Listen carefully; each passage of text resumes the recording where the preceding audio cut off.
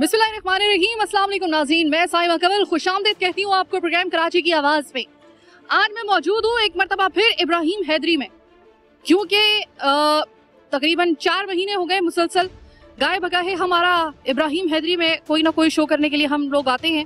और आने का मकसद सिर्फ ये है कि ये एक ऐसा गुप्त इलाका है इब्राहिम हैदरी, हालांकि ये कराची की शनाख्त है, कराची का पोर्ट, कराची की फिशरी इसी जगह से मंसूब है, लेकिन एक बहुत बड़ी सनत जो है फिशरी की वो एग्जिस्ट करती है यहाँ पर। और इससे मुंसलिक रोजगार कमाने वाले अनगिनत लोग जिनको किसी गिनती में नहीं रखा जाता, यानी कि फिशरमैन, जिसको आप मछेरा कहते हैं। ये माछी बेचारे जो है ना, ये जो इस वक्त आपको समंदर नजर आ रहा है और ये जिस लॉन्च में मैं बैठी हुई हूँ, ये इनकी आधी जिंदगी इसी पे गुजरती है। आधी से ज्यादा ही आप कह सकते हैं, आधी से कम नहीं कह सकते आप इसे। ये समंदर जो है ना, ये ऊपर से हमें पानी नजर आ रहा है, लेकिन इन लोगों के लिए इस समंदर के पानी के नीचे है इनका रिस्क। नस्ल दर नस्ल ये रिस्क यहीं से कमाते हैं और यही इनका जो है ना, इसको समंदर नहीं बोलते, बहुत से, अगर मैं गलती पे नहीं हूं तो ये मेरे भाई मुझे बताएंगे कि इसको समंदर बादशाह बोलते हैं, क्योंकि ये यहाँ से इनकी नस्ल दर नस्ल को रिस्क मिलता है मछली की सूरत में। इनके इतने अनगिनत मसाइल हैं, इतने अनगिनत मसाइल हैं कि मैं आपको अगर एक प्रोग्राम के अंदर उन मसाइल का अहाता करके अगर मैं ये दावा करूं कि मैं कर सकती हूं तो मैं नहीं कर सकती। हम इससे पहले कई मरतबा इनके लिए आवाज उठा चुके हैं, लेकिन आज जरा सोचा कि समंदर को जो है ना, सीने के बीच में समंदर के, हम भी जरा लॉन्च में बैठे जरा देखें कि कितना मुश्किल होता है इस नेट से, इस जाल से रिस्क कमाना, और कितना रिस्की होता है। आपकी और मेरे किचन के अंदर इस वक्त हमारे ये सीजन भी शुरू हो चुका है, हमारे फ्रीजर वगैरह भर चुके होंगे इस वक्त बहुत से लोगों के मछली से, जो श्रिम्प्स होते हैं यानी कि झींगे जो है उनसे हम तो परचेज कर लेते हैं। आपको क्या पता कि वो कितनी मेहनत के साथ एक एक मछली का शिकार किस तरह होता है, अपनी जिंदगी को बाज दफा दाव पे लगा के। बीच समंदर में अक्सर हम सुनते हैं बाज दफा के लॉन्च जो है वो उलट गई, और उसके बाद उन मछेरों का कभी आज तक किसी ने पूछा है कि वो जो बेचारे डूबे थे उनके पीछे घर वालों का क्या हुआ है, और कितना मुश्किल होता है इन लोगों के लिए जिंदगी गुजारना। मैं अपने एक भाई से बात करना चाहूंगी। भाई, जाल बना रहे हो? यहाँ जाल बना रहे हैं भाई। तकरीबन 1 महीने में कितने दिन के लिए समंदर के सुपुर्द करते हो अपने आप को? हम तकरीबन 2-3 दिन का सफर करते हैं। 2-3 दिन का सफर करते हैं। अच्छा, हम तो ज़ाहिरी कभी यहाँ पे बैठे हुए हैं, हमें शायद सही तरीके से अंदाजा नहीं हो रहा। भाई, मैंने सुना है कि समंदर का सफर जो होता है और ये जो लॉन्च वगैरह चलाना होता है, इसमें जान हथेली पे रखनी पड़ती है, बात दुरुस्त है? जी हाँ, बिल्कुल दुरुस्त। हथेली में रखना पड़ता है, अगले बंदे को तो पीछे वाले बंदे सबको संभालना पड़ता है, और गुजर का भी सफर उसको भी चेक करना पड़ता है। तो मच्छी का भी रेट भी नहीं मिल रहा है अभी, क्या करें। तो भाई, घर में कितने अफराद हैं? घर में तकरीबन 10 बंदे हैं। 10 बंदे, माशाल्लाह। तो 10 बंदों में मैं अगर ये पूछूं आपसे कि ये जो मछली का इस वक्त रेट चल रहा है, आप लोग जाहिर आपका काम यही है, सही रेट मिल जाता है आपको? नहीं, सही किधर मिल रहा है, कम मिल रहा है जी। मछली की पैदावार कम हुई है या ज्यादा हुई है? बिल्कुल कम है, बिल्कुल कम है। अच्छा, कम होने की वजह क्या है भाई? तो सुना था ये तो बड़ा जरखेज जो है वो मछली के मामले में जो था वो समंदर था, ये समंदर में मछली क्यों कम हो गई है? ये गंद गटर वगैरह ये वो ये भी डाला जाता है, और आलू बुला ये भी मार रहे हैं भाई, मच्छी नहीं आ रहा है, बदबू हो रहा है, बदबू की वजह से मच्छी नहीं हो रहा है। हम लोग खर्चा बंदे 50 बंदे हैं हमारे साथ, उधर उन लोगों का नहीं छूटता है तो किधर जाएंगे बंदे? तो ये बताएं कि आपकी जो मछली है, आपका जो झींगा है, उसका सही रेट भी नहीं मिल रहा है, मुश्किल तरीन काम है जो आप लोग कर रहे हो।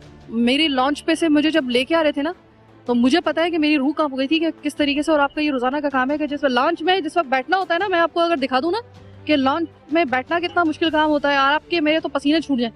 तो आपके 10 घर वाले कम से कम, आपके घर के जो आप बता रहे हैं वो हैं। अगर खुदा ना खास्ता कभी सोचा है कि आपके साथ कोई हादसा हो जाए समंदर के बीच में, अल्लाह ना करे ऐसा कभी हो, तो घर वालों का कोई ख्याल रखने वाला है या नहीं? अल्लाह का सब कमाने वाले हमें, तो उनको ख्याल कौन रखेगा? हम लोग ही रखेगा। कोई ऐसा मसला हमारे को तो गवर्नमेंट ने कुछ नहीं दिया इस तरीके के हिसाब से, क्या मिल रहा है? अगर एक बंदा कमाने वाला है, अगर वो डूब जाएगा तो अल्लाह जाने बस, और उनकी अल्लाह हिफाजत करेगा, और कौन करेगा? अगर फर्ज करें कि जब आपकी ये लॉन्च वगैरह खुदा ना खास्ता कभी ऐसा होता है कि भंवर में फंस जाती है बीच समंदर, बड़ा खौफनाक एक सुना है कि मंजर होता है, और अगर खुदा ना खास्ता ये कभी पलट जाए तो आपकी जिंदगियों को के बचाने के कितने चांसेस होते हैं? कोई होता है कोस्ट गार्ड वगैरह वगैरह आपकी मदद के लिए आते हैं, या बस आप अल्लाह के भरोसे पे अपने आप को सपुर्द कर देते हैं? हम तो अल्लाह के भरोसे पे निकलते हैं। अगर कोई किश्ती मिलेगी तो बचाएगा, नहीं मिलेगी तो फिर अपना होता है कौम वगैरह, वो उन पे गुजारा करते हैं। कोई सा जाहिल बंदा भी होता है, हाँ, गुजारा करना पड़ता है। ठीक है मेरे भाई, अल्लाह करे कि आपकी रिस्क में अल्लाह ताला इजाफा करे और आपको अपनी हिफ्ज़-ओ-मान में रखे। आपने सुना, इन्होंने एक बात बोली, इन्होंने कहा कि मछली की पैदावार हो गई है बेइंतहा कम। वजह मुबारक हो, हम हर चीज हुकूमत पर डाल रहे होते हैं, कुछ अपने ऊपर भी तो जरा तवज्जो दे लें। ये जो हमने समंदर को इतना आलूदा कर दिया ना, अभी मैं अपने प्रोग्राम में वैसे आपको दिखाऊंगी भी। समंदर पे जब मैं आई ना, आज मैंने दिन दहाड़े का जो वक्त था वो इस तरह से मैंने रखा, क्योंकि अब तक जितने भी मैंने प्रोग्राम किए थे वो मैंने शाम के वक्त में किए थे, सही तरीके से आपको नजर नहीं आ रहा होगा। इस वक्त आप समंदर की अगर आप कसाफत अगर देख लें, आपको यहाँ पर मास्क से लेकर हर वो गंदगी मिलेगी। आपको समंदर का पानी स्याह काला ऐसा जैसे गटर का पानी, और ये किसी और ने नहीं, ये आपने और हमने अपने हाथों से अपना समंदर जो है ना वो बर्बाद किया। अल्लाह ने बड़ा प्यारा समंदर दिया था हमें। ये होता ना किसी और कौम के पास, ये होता किसी दूसरे मुल्क में। आप ये देखिए कि समंदर का पानी जो था ना वो क्रिस्टल क्लियर अगर ना भी होता तो कम से कम समंदर आपको जो था ना वो जरूर साफ निकलता। आपको नजर आता कि समंदर जो है वो इतना कम से कम साफ है। आबी हयात आपको यहाँ पे सेफ मिलती, लेकिन हमने अपनी आबी हयातों का, उनकी आबी हयात को सही मानों में अजाब बन के हम इंसान कराची के और पाकिस्तान के हम इनके ऊपर नाजिल हुए। पता है क्यों? क्योंकि हमारे अंदर बुनियादी तौर पे अपनी हयात जो है हमारी तंग हो गई है, तो हमने जो चाहे वो जंगली हयात हो या भी हयात हो, हमने उनका भी जो जीने का जो है ना वो दर हमने बंद करने की पूरी कोशिश की हुई है। कभी गटर का पानी, कभी जो है वो जितनी भी गिलाजतें होती हैं पूरे शहर की, हम लाके इस समंदर के सुपुर्द कर रहे होते हैं। रिस्क है यहाँ पे किसी का, आपका भी और हमारा भी और इन लोगों का भी। हम तो सिर्फ परचेज करने वाले लोग हैं, इन्होंने तो कमाना उसी से होता है। तो भाई अल्लाह का वास्ता इन लोगों का ख्याल करें कुछ। अस्सलाम वालेकुम भाई आप भी जाल जो है वो सही करें। जी जी। अच्छा, कितने घर में अफराद हैं? तकरीबन 5 अफराद। मैं बैठ जाऊँ आपके पास? चले, सुई धागा वगैरह सब ये इनका स्टिच बॉक्स है। सुई बॉक्स जो है वो हमारे घर में होता है, इनका ये है। अच्छा भाई मुझे ये बताओ कि घर में 6 अफराद हैं आपके, और कमाने वाली सिर्फ आप हैं? जी जी, मैं अकेला हूँ। तो भाई ये मुझे बताएं कि जिस वक्त आप समंदर के बीच में जाते हैं तो कभी डर लगता है कि खुदा ना खास्ता अल्लाह ना करे कोई हादसा हो गया, मेरे बच्चों का क्या होगा, पीछे कोई देखने वाला है या नहीं? नहीं, पीछे तो कोई भी नहीं है भाई, है अल्लाह का शुक्र है। तो हमारा रोजगार यही है, ना हम पढ़े लिखे ना कुछ, तो यही रोजगार है बस। अच्छा, पढ़े लिखे क्यों नहीं? क्या वजह है? स्कूल नहीं था, पैसे नहीं थे, क्या था? पैसों की कमी थी। पैसों की कमी जी। आपने फर्ज करें कि आपके लिए यहाँ पे कोई ऐसा स्कूल बना दिया जाए आपकी इस मछेरा बस्ती में ही, इब्राहिम हैदरी में ही, कि जहाँ पे आपको मुफ्त तालीम दी जाए, फिर आप भेजेंगे अपने बच्चों को? इंशाल्लाह ताला भेजेंगे। नाम क्या आपका? बचाओ भाई। बच्चों के लिए क्या सोचा है? अपने बच्चे जो हैं वो बच्चों को भी पढ़ा रहे हैं। तो चाहोगे कि ये बच्चे जो हैं वो भी आपकी तरह मछेरे बने, या फिर आप चाहोगे कि कुछ और बने? नहीं, वो इंशाल्लाह ताला पढ़ के कुछ बनेंगे। बहुत शुक्रिया, आपने शुक्र है कि मुझे ये मैं सोच रही थी कि कोई तो मुझे ऐसा मिले कि जो ये कहे कि मैं मतलब मेरे बच्चा जो है वो मेरी तरह मछेरा ना बने। क्योंकि मछेरों के बारे में कहा जाता है कि मछेरा जो एक दफ़ा मतलब वो जदीद वंस अ मछेरा इज ऑलवेज अ मछेरा, यानी कि मछेरों की जो होती है ना नस्ल दर नस्ल यही काम करती है। अच्छा भाई मुझे बताएं, ये कभी ऐसा हुआ है कि समंदर में आप गए हो और कोई ऐसा हादसा हुआ हो कि आपको लगा हो कि भाई अब जो है वो जान नहीं बच सकती और आपकी मदद के लिए भी कोई ना आया हो, बस फिर मौजूदा तौर पे आप बच गए हो? कभी ऐसा हुआ है? नहीं, अल्लाह का शुक्र है, ऐसा कभी कुछ नहीं हुआ। इंजन वगैरह खराब हो जाती है, फिर बोट आती है, वो बांध के लेके जाती है, किश्ती अपनी होती है बोट की। डर लगता है? जी हाँ, डर तो लगता है, हर किसी को अपनी हयात प्यारी है। सुना है कि मछली वगैरह बड़ी कम हो गई है समंदर में? ये गंदगी ज़्यादा हो गई है, गटर लैंड कचरा वगैरह, ये देखो यहाँ पे भी बहुत सारे कचरे पड़े हुए, कोई सफाया नहीं है, गंदगी बहुत है और भूला गुजा है, वो उसकी वजह से बहुत वो नस्ल खत्म कर देता है मछली का। कौन? भूला गुजा। भूला गुजा क्या? ये होता है वो आलू गुला होता है, भूला गुजा होता है, ये दोनों होते हैं। ये आलू गुला और भुजा गुला ये क्या चीज़ है भाई? ये तो यहाँ पर नहीं है, बाहर लगे होते हैं। उसका गर्माश ऐसा है, बदबू ऐसा है जो लगता है तो मच्छी किनारे पे नहीं आती है। मच्छी बहुत गहराई के पानी पे चले जाती है, गहराई पे हम लोग नहीं पहुँच सकते, हमारा जाला नहीं वहाँ पर काम करता है। हाँ, और आलू गुले वाले वो पकड़ते हैं, उसमें गंद वगैरह किचरा डालते हैं फिर वो उस पे वो आता है, वो उसको ये आलू गुला क्या होता है, कैसी शक्ल का है, मैंने तो कभी देखा नहीं। ऐसा होता है जैसे गोल गोल दाना, पिंजरा होता है, उस पिंजरे में वो आता है, गोल गोल छोटा छोटा दाना होता है। वो जो मछली वगैरह समंदर में मछली मरती है उसको ही खाते हैं। अगर वो खत्म हो जाता है तो मछली नहीं होती। अब समझ में आया। तो अब भाई आप लोग खाने वगैरह का क्या इंतजाम, मैंने वहाँ पे देखा था प्याज वगैरह कुछ पड़े हुए थे, तो खाना वगैरह इधर ही बनाते हो? जी जी हाँ, यहीं पे बनाते हैं, किश्ती में चावल बनाते हैं या रोटी पकाते। रोटी और चावल लांच में ही बनती है भाई, और सही बन जाती है क्योंकि हवा चल रही होती है समंदर का।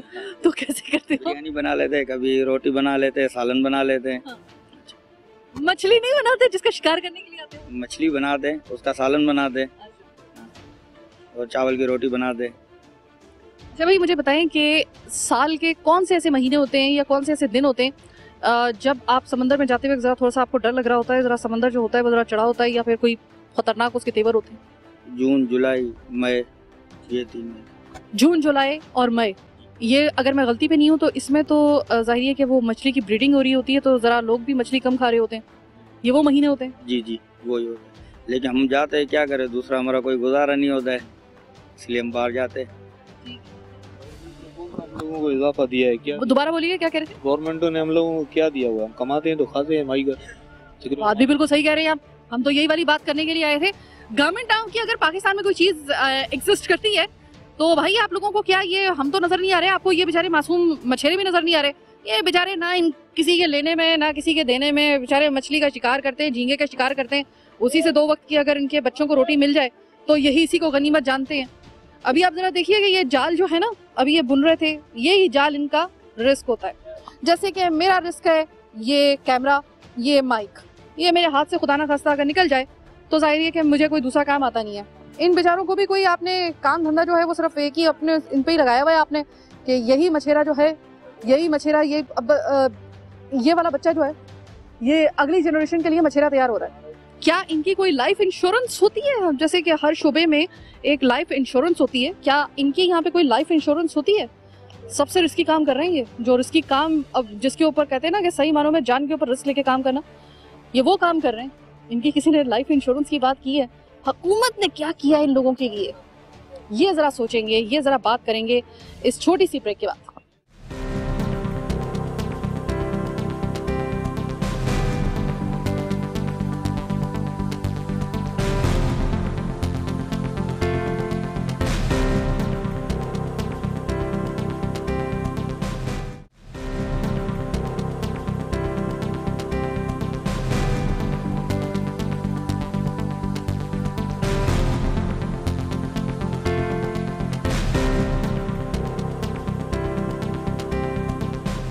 प्रोग्राम में एक दफा फिर से खुशामदीद। लॉन्च से निकल के थोड़ी देर के लिए हम जरा खुशकी में आए हैं, और खुशकी पे आने की वजह यह है कि हमारे साथ मौजूद है हसन अली भाई। हसन अली भाई कौन है आपको पता है? ये वो गुमनाम हीरोज हैं।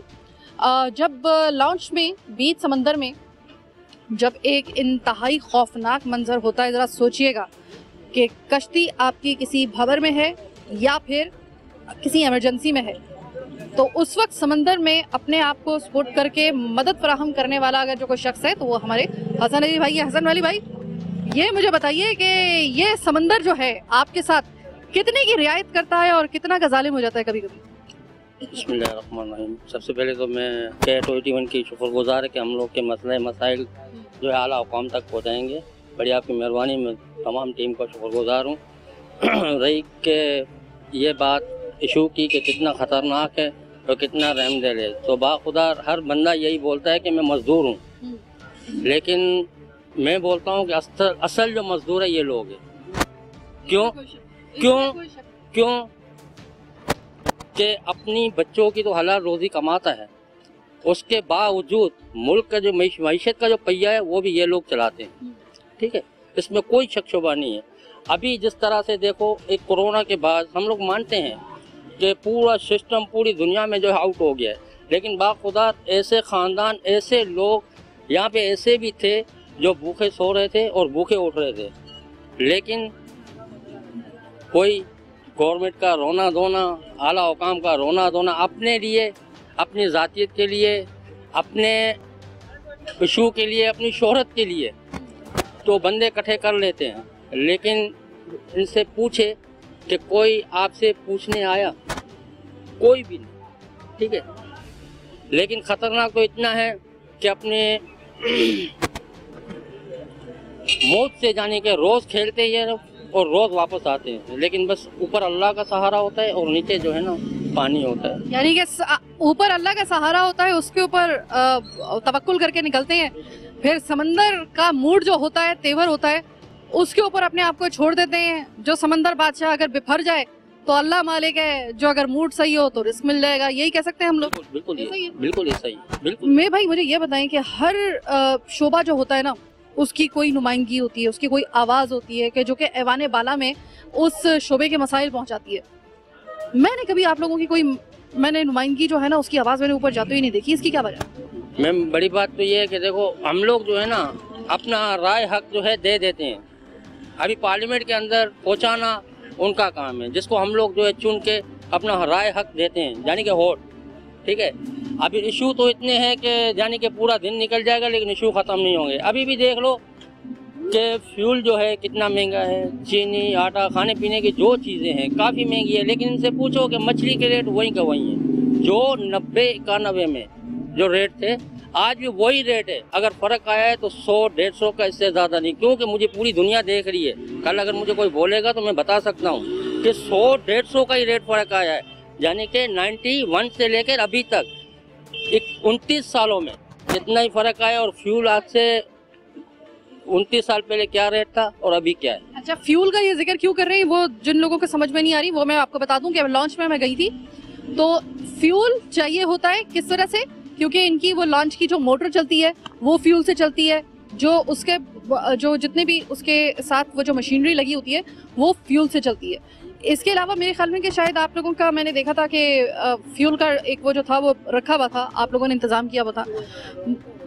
मुझे एक बात समझ में नहीं आ रही, वो ये नहीं आ रही है कि मैं जब भी इब्राहिम हैदरी आती हूँ तो मैंने मेरे जो बड़े भाई हैं, मैं पर्सनल आपके साथ अपना एक्सपीरियंस शेयर कर रही हूँ कि बचपन में मेरे जो मुझसे बड़े सबसे बड़े भाई हमारे हैं वो अब अमेरिका में रहते हैं, और मैंने अपने पिछले प्रोग्राम की इब्राहिम हैदरी में जब मैं आई पहली दफ़ा तो मैंने उसकी कुछ पिक्चर्स वगैरह भेजी, तो उन्होंने पता मुझे क्या कहा, oh my God, Ibrahim Haidari अभी भी बिल्कुल वैसा का वैसा ही है जैसे कि इतने साल पहले का था, इसमें तो रत्ती भर कोई चेंजिंग नहीं आई है। बल्कि मुझे थोड़ा सा ज़्यादा ही गरीज लग रहा है ये मेरे उस भाई के अल्फाज से कि जो बचपन में यहाँ पर आते थे हमारे अल्बा मरहूम के साथ। तो इस इब्राहिम हैदरी पे फुल स्टॉप क्यों लगा हुआ भाई, जो मतलब, बल्कि फुल स्टॉप तो इस वजह से मैं नहीं कहूँगी क्योंकि हालात मजीद बदतर हो गए, बेहतर होने के बजाय। सफाई के मामला वो मैं देख रही हूँ, आपका जो स्कूल जो है वो अरसा दराज पहले बना हुआ था वो अभी भी, उसमें भी बड़े मुझे झोल नज़र आ रहे हैं।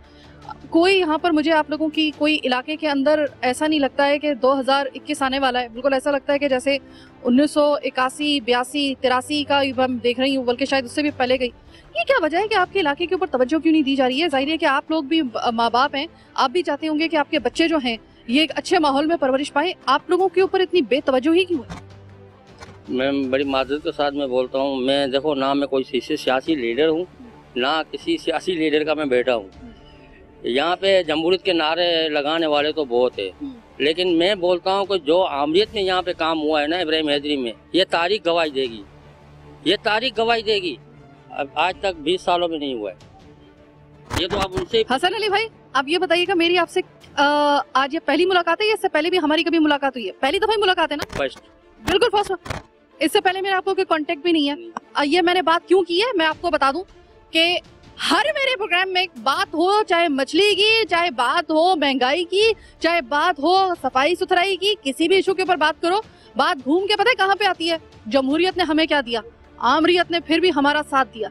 और फिर बहुत से लोग ये कहते हैं कि शायद हम लोग जो है वो जमहूरियत के खिलाफ कोई बात कर रहे हैं। हम जमहूरियत के खिलाफ नहीं बात कर रहे, हम जमहूर की बात कर रहे हैं। जमहूर अगर बोलेगा कि भाई हम लोगों को जमहूरियत ने क्या दिया है, तो ये सवाल पूछ के वो हमारी तरफ देखेंगे तो वो सवाल हम आप तक जरूर पहुंचाएंगे कि शायद किसी में गैरत आ जाए कि जमहूरी दौरे हुकूमत में आमरीत को याद किया जा रहा है, आम आवाम का ये कहना है। अब मैं आपको जरा थोड़ा सा इनके इलाकों की हालत में आपको दिखा दूं। मैंने अभी अपने भाई का आपको जिक्र किया ना कि उनको पाकिस्तान से गए हुए भी तकरीबन और अमेरिका शिफ्ट हुए भी उनको तकरीबन 20 साल से ज़्यादा का अरसा गुजर चुका है, और वो अपने बचपन के दौर में जो थे वो यहाँ पर आया करते थे। तो उस पर उनका ये कहना था कि इस इलाके में तो मजीद हालात बदतर हो गए, बजाय जदीद होने के वक्त के साथ साथ ये मजीद पीछे से पीछे जाता जा रहा है। तो लग ही नहीं रहा है कि कराची का हिस्सा है, और ये वो जगह है जहाँ से फिशरीज की तमाम हमारी सनत जो है वो रन करती है। ये इनके घरों की इस वक्त आप इस इलाके की हालत आप मैं अगर आपको दिखा दूं, ये मछली जो है ना आपकी और मेरे घरों में जाती है वो यहीं से जाती है। इनके लिए ना सही तो कम से कम उस मछली जो आपकी और हमारे घरों में आ रही है उसी के हिफ्ज़ाने सेहत के असूलों को मद्देनजर रखते हुए कम से कम इसी वजह से सफाई करवा रहे हैं यहाँ पे। अब इतनी गलादत में आप अगर मछली यहाँ से अगर आप इनको मजबूर करेंगे, जाहिर है कि अब इनके हाथ में क्या है, इनके हाथ में जितना कुछ है बेचारे ये वो काम कर रहे हैं, लेकिन ये सफाई सुथराई करना ये तो मेरे ख्याल में कि इतना बड़ा कोई रॉकेट साइंस की इसमें ज़रूरत नहीं है ना। कम से कम वाजबी सी आप कम से कम इसमें सफाई करवा दें तो कम से कम इन बच्चों को जो है वो एक अच्छा मुस्तकबिल मिल सकता है। बच्चे पढ़ते हो? नहीं पढ़ते? बच्चे नहीं पढ़ते, आप पढ़ते हो? इधर काम करता हूँ। हैं? अरे बच्चे तुम यहाँ पे काम करते हो? क्या काम करते हो? हाँ, मछली का काम करते हो? तो पढ़ने का शौक है? नहीं। क्यों? बच्चों को तो पढ़ने का तुम्हारी उम्र में बड़ा शौक होता है, क्या हुआ? अच्छा ये मुझे बताओ कि अब्बू क्या काम करते? हाँ, रंग का। लांच का? रंग का काम करते हो, और तुम मछली का काम करते हो, वो झींगा वगैरह छीलते हो? हाँ, झींगे वगैरह छीलते हो। अब इस बच्चे की उम्र कितनी होगी तुम्हारे बेटे? मेरे को खुद को नहीं पता कितनी है। जीते रहो।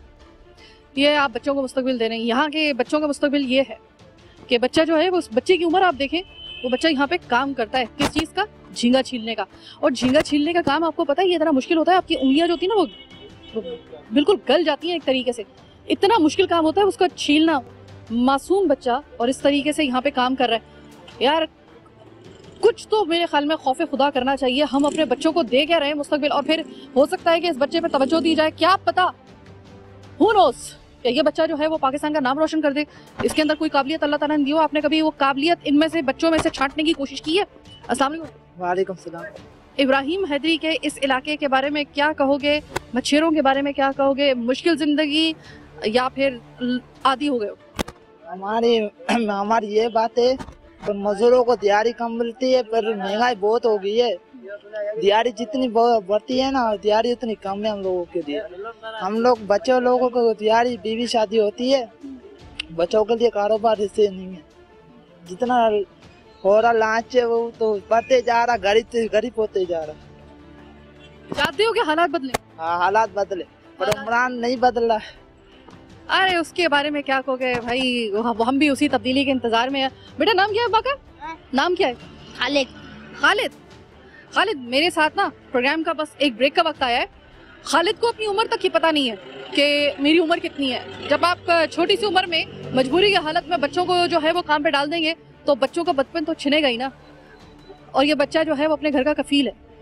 आप यहाँ से अंदाजा लगाएं, इस बच्चे की उम्र देखें, इसमें आपको शायद अपना बच्चा भी नजर आ जाए। इस तरह के पता नहीं कितने बच्चे यहाँ पर काम कर रहे होते हैं, मजबूरी की हालत में माँ बाप जो हैं उनसे काम करवा रहे होते हैं। हमने अपने इस कराची शहर में ऐसे हमने अंधोनाक किस्म के वाक़यात को कवर किया है, ऐसे हम लोगों ने सानेहात कवर किए हैं। लेकिन जब हम लोग ये वाले हालात देखते हैं ना, हादसा होता है, रूनमा होता है, चला जाता है, गुजर जाता है, आफ्टर इफेक्ट भी उसके गुजर जाते हैं। लेकिन ये वाला जो हादसा मुसलसल है ना, हम अपनी न्यू जनरेशन के साथ और इन बच्चों के साथ और इन गरीबों के साथ और इन लोगों को हम जिस तरीके से तर्ज ज़िंदगी दे रहे हैं, ये है असल हादसा मेरी डिक्शनरी में। बहरहाल एक छोटी सी ब्रेक का वक्त हुआ है, ब्रेक के बाद वापस आएंगे तो जरा बात करेंगे कि इन बेचारों की कोई नुमाइंदगी है, इनकी कोई आवाज़ ऊपर पहुंचाने वाला है, कोई ऐसा पढ़ा लिखा इनमें से है कि जो कि बात ऊपर तक पहुंचा सके ताकि इनके कोई मसले मसाइल जो है वो उजागर हो सके, या हर दफ़ा जो है वो K21 को और कराची की आवाज़ को ये मुजाहरत करनी पड़ेगी। जरा इसी हवाले से बात करेंगे प्रोग्राम के आखिरी हिस्से में।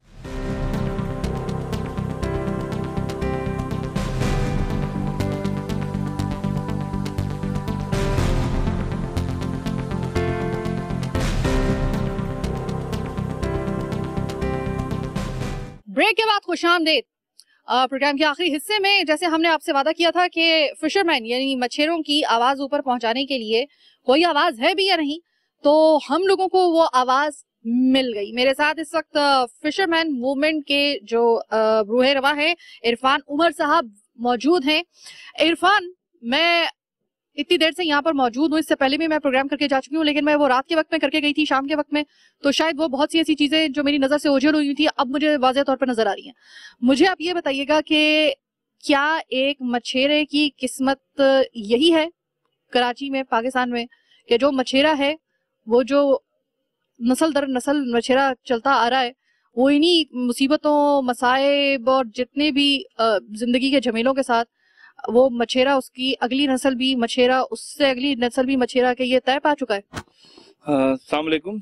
सबसे पहले तो मैं K21 और आप साइमा आपका शुक्रगुजार हूँ कि आपने जो है इस मसले पर बात करना ज़रूरी समझा, और जैसे आपने कहा कि आप जो है वो पहले भी इसके ऊपर प्रोग्राम कर चुकी हैं, तो इसका मतलब है कि कोई हमारे अलावा भी मीडिया में भी कोई है जो मछेरों को कवर कर रहा है, उसके ऊपर बात कर रहा है।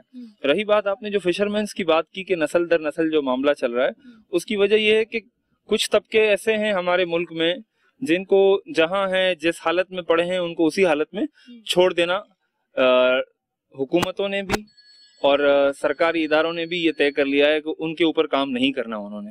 तो मछेरे बदकिस्मती से उसी तबके से वाबस्ता हैं।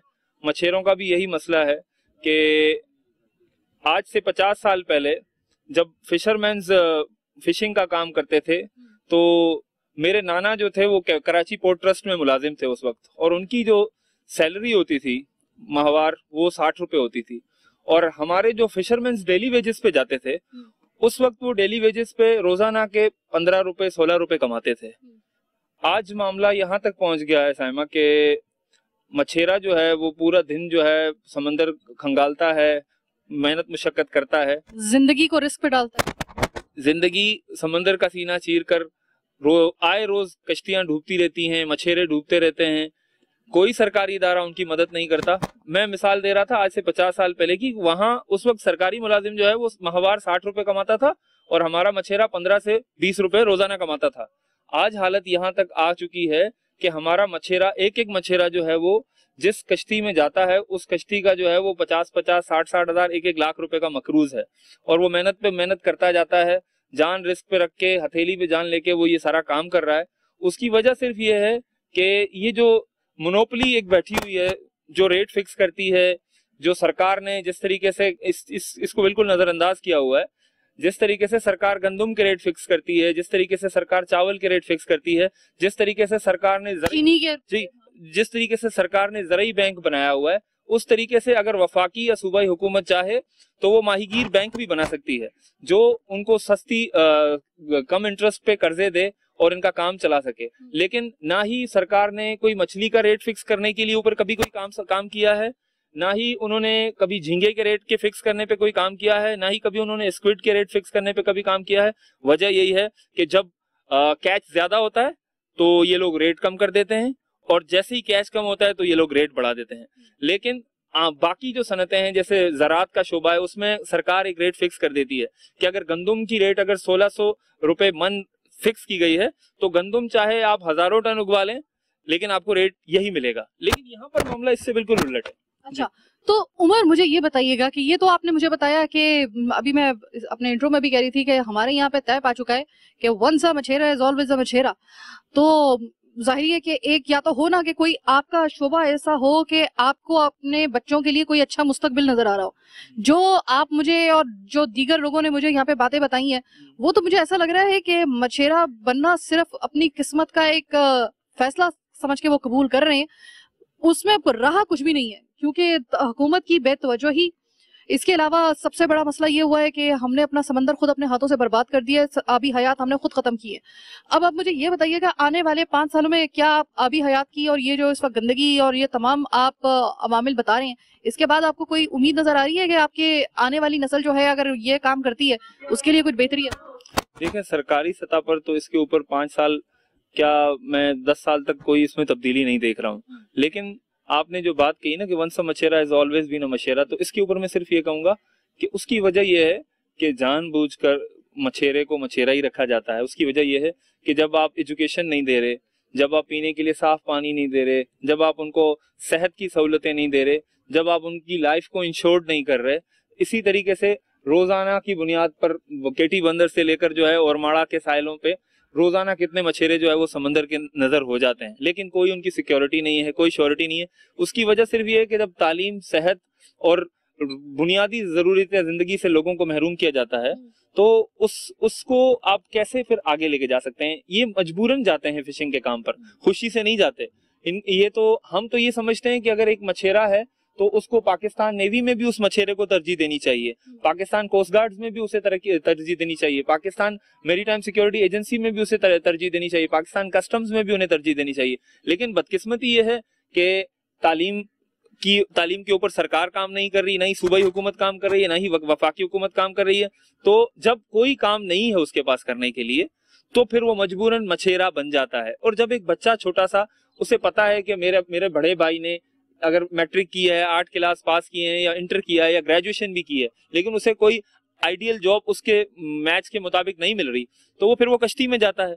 जब उसे पता है कि उसने पढ़ लिख के कश्ती में ही जाना है तो फिर वो तालीम के ऊपर तवज्जो नहीं देता। ठीक है। ये वजह यह है कि अगर आप जनरेशन टू जनरेशन उनको बास्केट ऑफ चॉइस नहीं देंगे, उनको आप महदूद करके रखेंगे, एक डब्बे में बंद करके रखा हुआ है आपने, तो फिर लोग जिंदा रहने के लिए तो फिर फिशिंग का ही काम करेंगे, क्योंकि वो अपने आबा अजदाद को यही करते हुए देख रहे हैं। तो मुझे अब ये बताएं कि ये जो क्या बुलोगुज्जो, हाँ, उस बैन जो नेट है उसकी जो उसका इस्तेमाल जो है उसके ऊपर कोई मॉनिटरिंग है उसको, क्योंकि ये तो खत्म आपका मतलब मछली खत्म तो सब कुछ खत्म। देखें, आपने जो बात की है बुलोगुज्जो पे हम लोगों ने काफी बार प्रोटेस्ट भी किया है और सरकार को इसके ऊपर जो है सूबाई और वफाकी दोनों सरकारों को, फिशरमैन कोऑपरेटिव सोसाइटी को और तमाम इदारों को उनके नोटिस में लाए हैं ये बात कि भाई आपको मैं एक बात बता दूं कि सिर्फ और सिर्फ सिंध की कोस्टल क्रीक्स में जो है वो 3,500 से 4,000 बुलोगुज्जो लगे हुए हैं। ठीक है, उसकी वजह यह है उस बुलोगुज्जो से होता क्या है, बुलोगुज्जो से होता क्या है और बुलोगुज्जो है क्या चीज।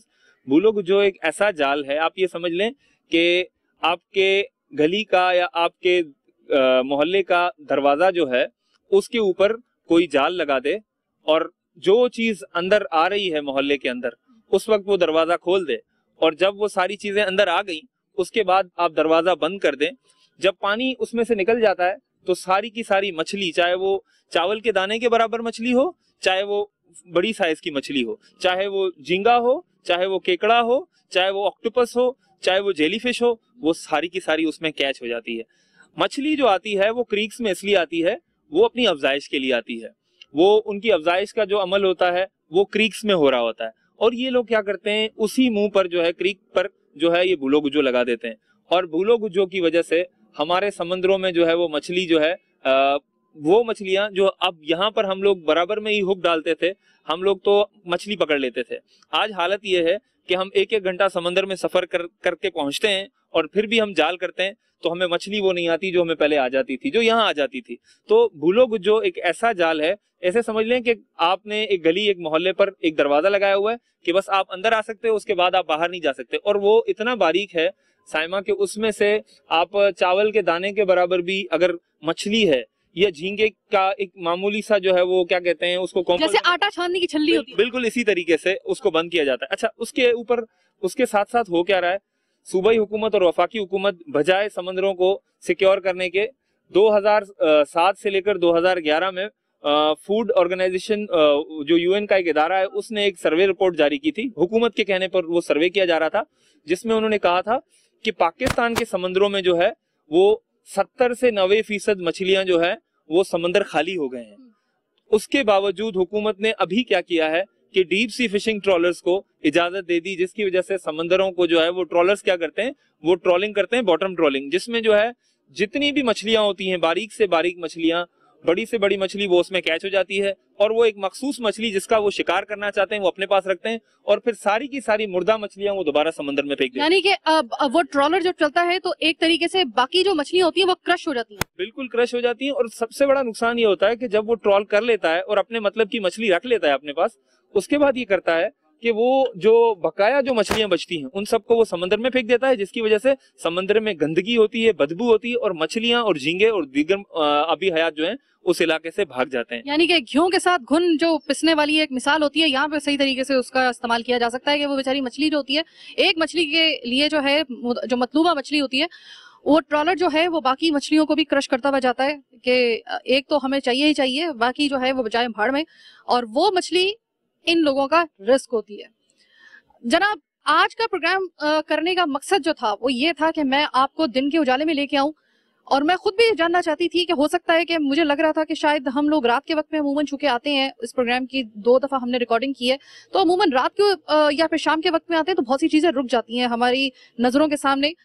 तब हमने इंतखाब किया कि दिन के वक्त में आते हैं, उजाले में आते हैं, तो उजाले में आके वाकई में बहुत कुछ नजर आया, बहुत कुछ जो पहले नजर नहीं आया था।